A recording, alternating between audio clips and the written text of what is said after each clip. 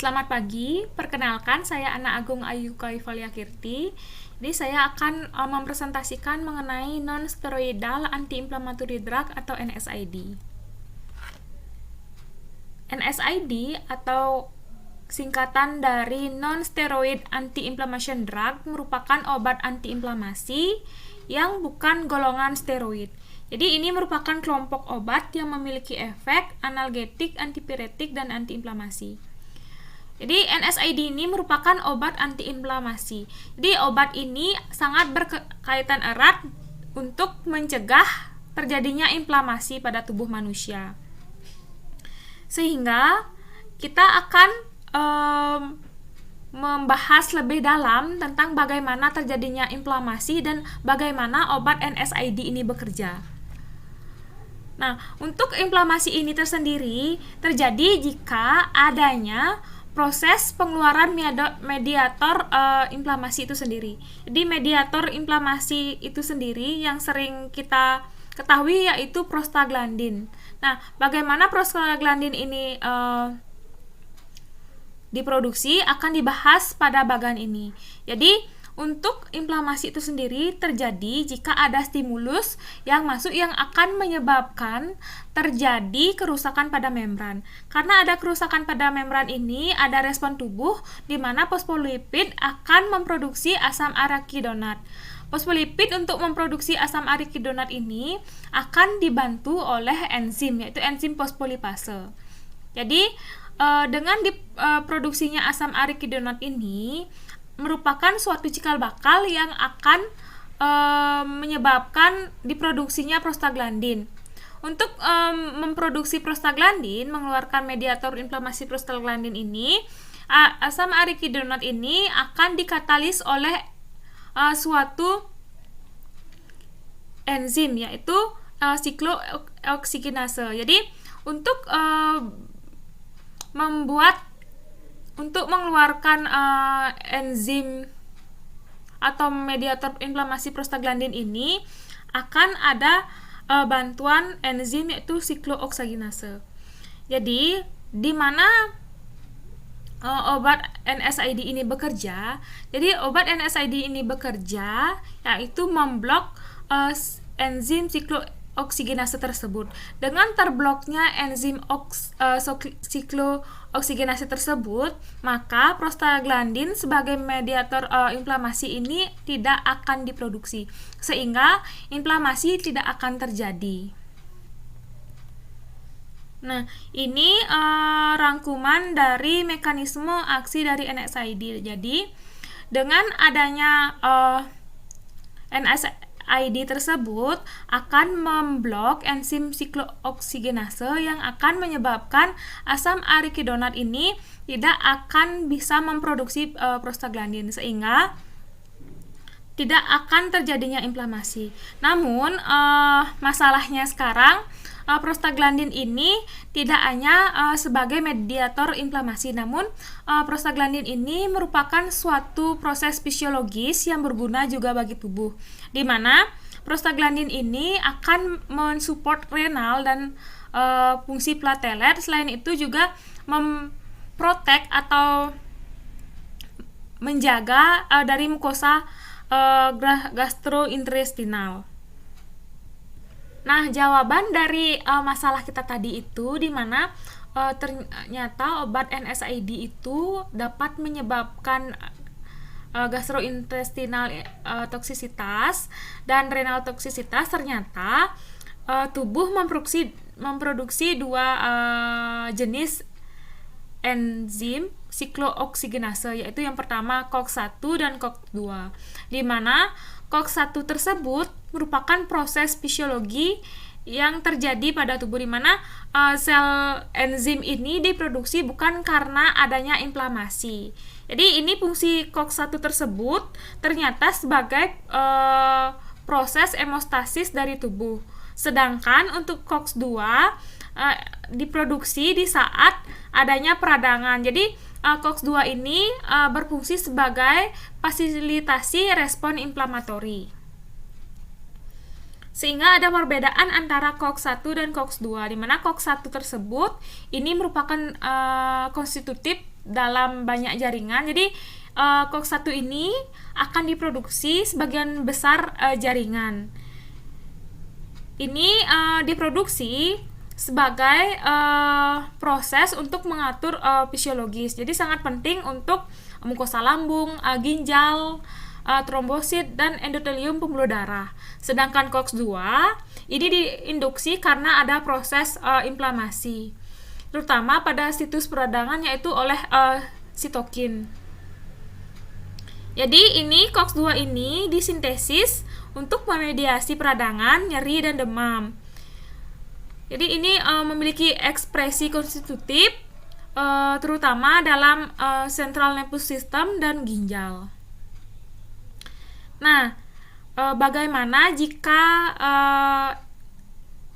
COX-1 ini dihambat oleh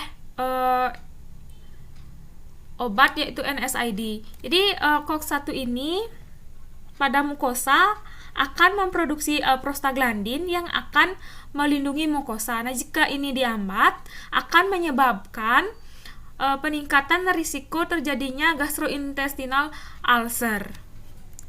Selain itu, jika siklooksinase 1 ini dihambat oleh obat NSAID, maka akan menghambat terjadinya platelet agregasi, sehingga akan menyebabkan peningkatan perdarahan.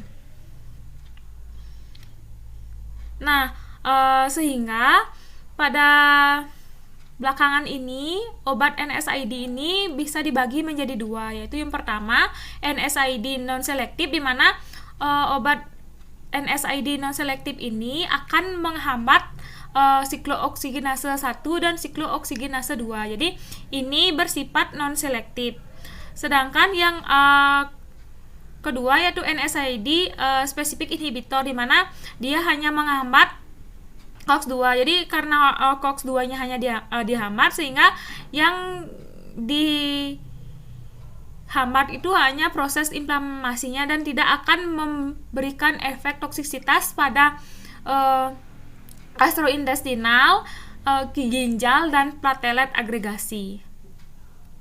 Nah, bagaimana farmakokinetics dari NSAID tersebut? Ternyata NSAID ini sangat baik diserap dalam saluran gastrointestinal. Ini NSAID ini ternyata terikat dengan albumin lebih dari 95%, di mana semakin banyak NSAID yang larut dalam lemak pada sawar darah otak, ini sangat lebih efektif dan mungkin memiliki efek sistem saraf pusat yang lebih besar. Sebagian besar obat NSAID ini bersifat asam lemah. Dengan proporsi pH yang tersebut pada jaringan sinovial sendi, ini akan memberi keuntungan untuk menyembuhkan sistem radang sendi nantinya. Selanjutnya, bagaimana efek samping yang ditimbulkan dari NSAID tersebut? Jadi NSAID ini dapat menyebabkan terjadinya gastrointestinal toxicity, coagulation effect, cardiac effect, hypertensive effect, renal effect, hepatic effect, alergi, aseptic meningitis, bone healing, dan drug interaction. Untuk karakter NSAID, NSAID ini tidak akan menimbulkan ketergantungan seperti halnya opioid. Selain itu, NSAID ini merupakan analgesia preemptif atau analgesia dengan penurunan kepekaan neuron. Jadi karena merupakan analgesia preemptif, jadi ini tidak akan menimbulkan terjadinya depresi pernapasan. Selain itu, obat NSAID ini akan memiliki lebih sedikit efek, yaitu mual muntah, dibandingkan dengan obat opioid. Selain itu, durasi kerjanya yang panjang. Obat NSAID ini juga memiliki sedikit variabilitas dosis dibandingkan dengan opioid. Dan obat NSAID ini tidak akan menyebabkan miosis seperti halnya opioid. Dan NSAID ini tidak akan menimbulkan efek kognitif. Nah, setelah kita mengetahui mekanisme kerja dari NSAID tersebut, kita selanjutnya akan membahas satu-satu obat NSAID tersebut. Yang pertama, jenisnya itu non-specific COX inhibitor. Kita ketahui bahwa non-specific COX inhibitor ini menghambat enzim siklooksigenase 1 dan 2 yang bersifat non-selektif. Ini beberapa contoh obat non-specific COX inhibitor. Jadi pembagian dari obat non-specific COX inhibitor ini berdasarkan kandungan yang dikandung di dalamnya. Yang pertama, kandungan obatnya itu carbolic acid. Contoh obatnya itu berdasarkan acetylated, ini aspirin. Yang kedua non acetylated, contoh obatnya itu sodium salisilat, salisilamid, dan diflunisal.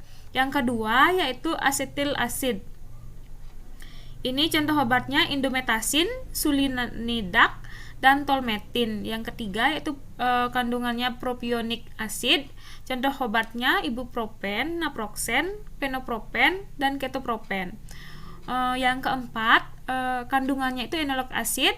Contoh obatnya itu penilbutason dan peroxicam.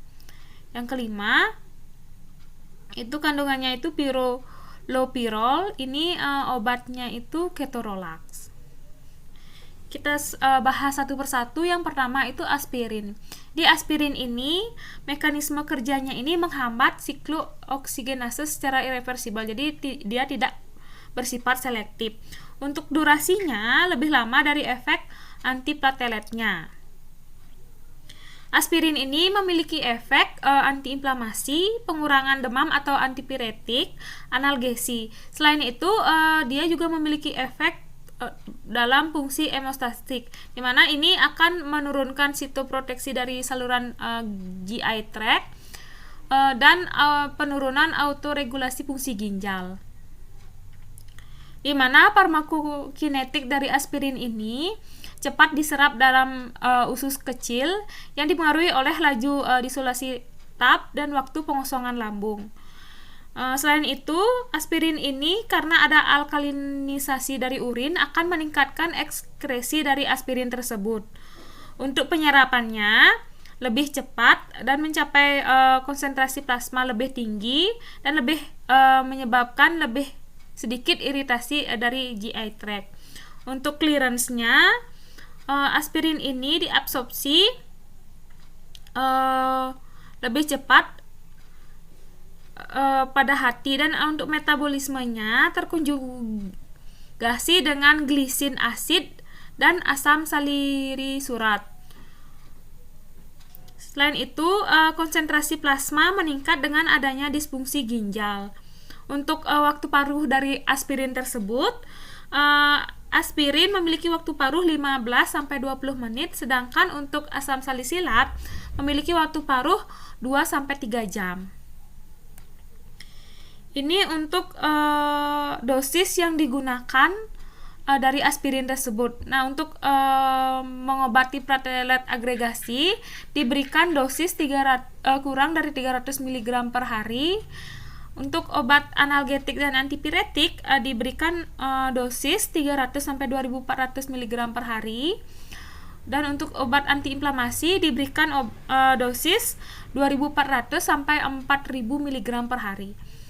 Untuk efek samping dari aspirin tersebut dapat menyebabkan iritasi dan ulcerasi dari gastrointestinal, dapat terjadi pemanjangan dari bleeding time, dapat terjadinya stimulasi dari central nervous system, disfungsi dari HEFAR, disfungsi renal, adanya metabolic alteration, uterine effect, dapat menyebabkan alergi, namun ini sangat kecil, dan dapat menyebabkan terjadinya aspirin indus asma.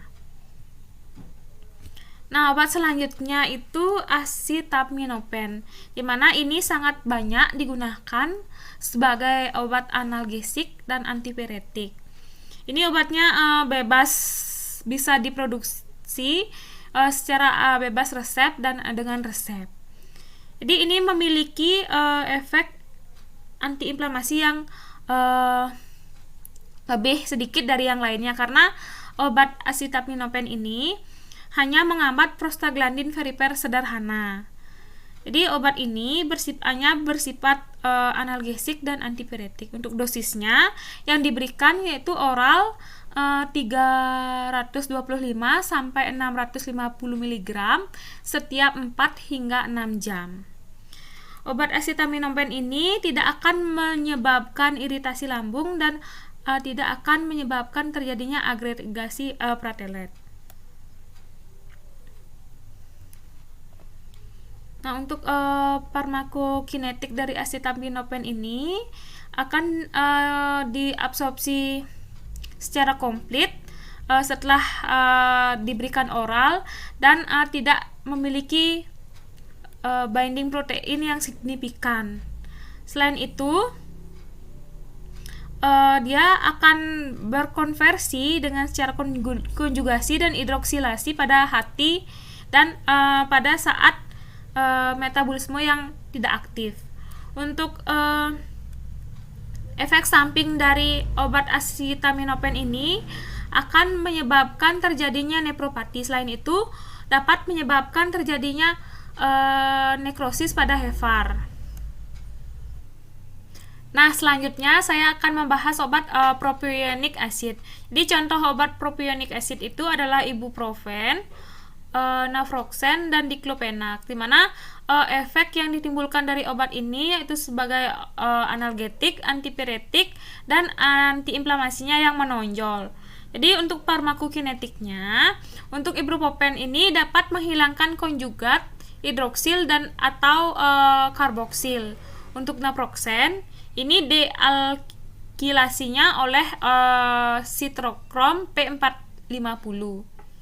Untuk metabolisme diclofenac ini menjadi glukuronid, hidroksi, dan konjugat sulfat. Untuk efek samping yang ditimbulkan dapat menyebabkan terjadinya iritasi dari gastrointestinal dan ulcerasi mukosa gastrointestinal. Selain itu, dapat menyebabkan terjadinya agregasi platelet dan dapat timbul terjadinya disfungsi dari ginjal. Interaksi obat yang bisa ditimbulkan jika pengikatan plasma protein secara ekstensif. Ini terjadi pada semua obat jenis propionic acid kecuali ibuprofen. Nah, selanjutnya phenylbutazone. Jadi obat phenylbutazone ini sebagai obat antiinflamasi yang efektif. Jadi obat ini diberikan dalam waktu singkat, tidak lebih dari 7 hari. Nah, seharusnya tidak digunakan secara rutin sebagai obat analgesik dan antipiretik. Untuk farmakokinetik dari obat phenylbutazone ini diabsorpsi dengan cepat dan sepenuhnya dari saluran gastrointestinal. Untuk protein binding dari phenylbutazone ini itu 98%. Waktu paruh dari obat phenylbutazone ini sampai 50-100 jam setelah diberikan. Selain itu, konsentrasinya di plasma yaitu di ruang sinovial sendi dapat mencapai 3 minggu setelah selesai pengobatan. Untuk efek samping yang ditimbulkan dari phenylbutazone ini dapat menyebabkan terjadinya anemia, agranulositosis. Selain itu, dapat menyebabkan terjadinya mual muntah, ketidaknyamanan epigastrium, dan dapat menyebabkan ruam kulit, namun ini sangat jarang. Selain ini, dapat menggantikan obat-obatan seperti warfarin, hipoglikemik oral, sulfonamid dari tempat pengikatannya. Selanjutnya, peroxicam. Jadi peroxicam ini merupakan salah satu obat non-spesifik inhibitor yang dimana fungsinya menghambat migrasi dari polimorfonuklear jika dalam dosis tinggi. Selain itu, obat peroxicam ini dapat menurunkan radikal oksigen dan inhibitor fungsi liposit. Selain itu dapat menimbulkan komplikasi pada gastrointestinal tract jika diberikan dosis lebih dari 20 mg per hari. Nah, selanjutnya ketorolak. Ketorolak ini sering kita dengar, di mana efeknya berfungsi sebagai analgesik yang kuat, tetapi hanya pada aktivitas antiinflamasi yang sedang. Ini mempotensiasi aksi antinosiseptik dari opioid, di mana ketorolak ini diberikan dalam dosis 30 mg sebagai analgesia setara dengan 10 mg morfin atau 100 mg meperidin.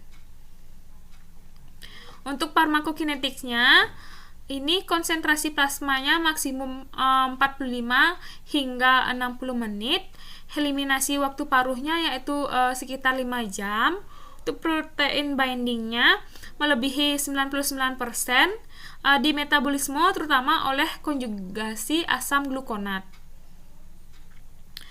Untuk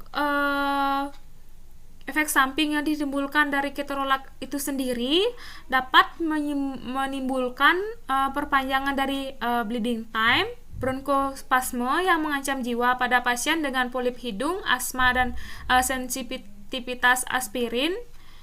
Secara sederhana dapat meningkatkan konsentrasi plasma enzim transaminasa hati. Selain itu dapat menimbulkan iritasi dan perforasi gastrointestinal, sedasi, edema periferal dapat menyertai pemberian ketorolak ini. Selain itu juga dapat menimbulkan terjadinya toksisitas ginjal pada pasien chronic heart failure. Selain itu bisa menyebabkan terjadinya hipovolemia, sirosis hati yang bisa mengeluarkan zat vasoaktif. NSAID yang kedua yaitu COX-2 specific inhibitor. Jadi berdasarkan artinya, jadi obat COX-2 specific inhibitor ini hanya menghambat siklooksigenase 2 saja, tidak menghambat siklooksigenase 1. Nah, berdasarkan enzim yang dihambat, jadi obat COX-2 specific inhibitor ini akan memiliki efek yang sangat rendah terhadap platelet, penurunan gastrointestinal efeknya semakin lebih rendah daripada obat yang bersifat non-spesifik. Jadi obat COX-2 specific inhibitor ini terdiri dari colecoxib, ropecoxib, valdecoxib, dan parecoxib.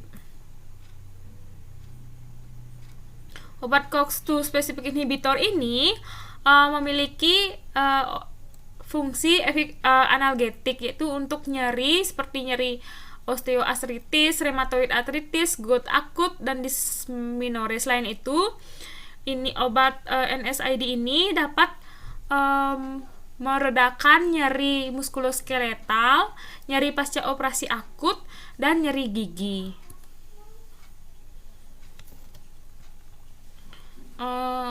Obat NSAID ini juga dapat digunakan pada manajemen pasca operasi, di mana mekanisme kerjanya obat COX-2 specific inhibitor ini dapat menekan prostaglandin E2, mengurangi prasyarat dari opioid, dan menurunkan efek pada fungsi trombosit dan perdarahan. Selain itu, COX-2 specific inhibitor ini dapat melindungi terjadinya kanker kolorektal dan dapat melindungi terhadap demensia. Nah, ini beberapa obat dari COX-2 specific inhibitor ini yang terdiri dari colecoxib. Colecoxib ini yang paling pertama diproduksi yaitu pada tahun 1998. Jadi metabolisme dari obat ini di metabolisme oleh sitokrom P450 dan diekskresi melalui ginjal. Yang kedua yaitu robecoxib. Robecoxib ini ditarik pada 2004 karena peningkatan insiden impak miokard dan terjadinya cerebrovaskular di mana karena pengobatan lebih dari 18 bulan. Ini untuk dosis yang disarankan untuk obat celecoxib. Untuk penyakit osteoartritis dosisnya 200 mg per hari atau 100 mg 2 kali sehari. Untuk penyakit rheumatoid arthritis diberikan 100 sampai 200 mg 2 kali sehari. Nah, untuk familial adenomatous polyposis diberikan 400 mg 2 kali sehari. Dan untuk akut pain serta dysmenorrhea diberikan 400 mg pada dosis awal. Obat COX-2 specific inhibitor selanjutnya yaitu valdecoxib, di mana valdecoxib ini dimetabolisme oleh sitokrom P45 menjadi 1-hidroksivaldecoxib dan berpotensi menghambat metabolisme obat lain. Yang selanjutnya itu parecoxib. Ini merupakan obat satu-satunya COX-2 inhibitor yang tersedia parenteral. Selain itu, ini merupakan obat prodrugs yang dikonversi in vivo menjadi valdecoxib. Ini merupakan dosis yang disarankan untuk valdecoxib. Ini untuk parecoxib untuk akut pain disarankan dosis 40 mg per hari. Sedangkan untuk dosis obat valdecoxib untuk akut pain juga 40 mg per hari. Untuk osteoartritis 10 mg per hari. Rheumatoid arthritis 10 mg per hari. Dan untuk dysmenor diberikan 20 mg 2 kali sehari jika diperlukan. Selanjutnya, yang terakhir kita bahas tentang miscellaneous anti-arthritis drug, di mana yang kita bahas 3 obat, yaitu colchicine, allopurinol, dan uricosuric drug. Yang pertama, colchicine, di mana colchicine ini dapat berfungsi sebagai obat yang mengurangi peradangan dan mengurangi rasa sakit pada gout akut. Jadi ini dapat mengurangi nyeri peradangan yang biasanya terjadi selama 24 hingga 48 jam. Untuk efeknya, ini tidak bersifat analgesik, namun ini berfungsi untuk mengobati gout. Efek samping yang ditimbulkan dari obat colchicine ini dapat menimbulkan mual, muntah, diare, dan sakit perut. Nah, hentikan jika obat ini dapat menimbulkan gejala gastrointestinal. Selain itu, colchicine ini dapat menimbulkan terjadinya toksisitas berat seperti depresi sumsum tulang dengan leukopeni dan trombositopeni. Obat selanjutnya yaitu allopurinol. Allopurinol ini berfungsi sebagai hiperurikemia primer asam urat dan hiperurikesemia selama kemoterapi. Jadi ini dapat mengobati terjadinya hiperurikemia tersebut dan hiperurisemia tersebut. Untuk mekanisme aksi dari allopurinol ini dapat menghambat santin oksidase, di mana enzim ini yang mengubah santin menjadi asam urat. Obat allopurinol ini cepat dikonversi menjadi oksipurinol, di mana waktu paruh dari oksipurinol tersebut sekitar 21 jam. Efek samping yang ditimbulkan dari allopurinol tersebut dapat menimbulkan ruam makulopapular yang didahului oleh pruritus, demam, mialgia, nefritis, dan vaskulitis. Nah, jika timbulnya pruritus pada kulit, obat allopurinol ini dapat dihentikan. Selain itu, allopurinol ini dapat menghambat enzim metabolisme obat di hati. Yang terakhir yaitu uricosuric drug, di mana uricosuric drug ini bertindak langsung pada metabolisme pada tubulus ginjal sehingga dapat meningkatkan laju ekskresi asam urat dan asam organik lainnya termasuk penisilin. Jadi obat dari uricosuric ini terdiri dari dua, yaitu probenecid dan sulfenvirazon. Nah, untuk probenecid ini diserap sepenuhnya setelah pemberian oral dengan konsentrasi plasma puncak terjadi dalam 2-4 jam. 90% terikat dengan albumin plasma dan bisa terjadinya reaksi alergi yang ditandai dengan ruam pada kulit.